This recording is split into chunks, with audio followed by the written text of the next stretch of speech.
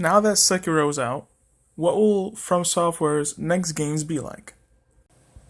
Sekiro is probably the company's most complex action game yet, but what sorts of directions will they be taking their products in the future?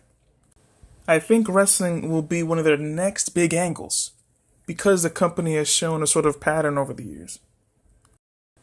What FromSoft tends to do is take a topic or theme, place it in one game, then go crazy with it in later games. They've done it with things like Fire, Oceans, and Parasites. For example, Demon Souls had a bit of a fire theme to it, what with a few moves and some enemies.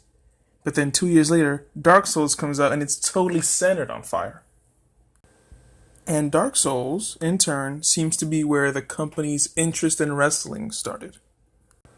We have Andre's drop kicks, we have Go's elbow drops and body slams, we have the Mimic's flying kick, which is confirmed by a dev to be directly lifted from a famous wrestler. More recently, we have Sekiro's Ogre, who is chock full of grapples, and even the short ninjas who have their own sort of grab move.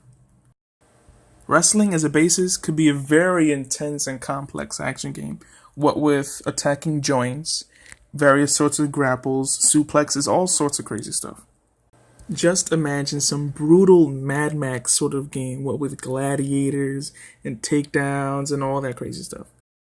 There are a few wrestling games already out there, but to make a deep, full RPG out of it might be tough on the programming side of things. So maybe wrestling will be this perpetual side thing in FromSoft's games. Or maybe, one day, it'll be the next big theme.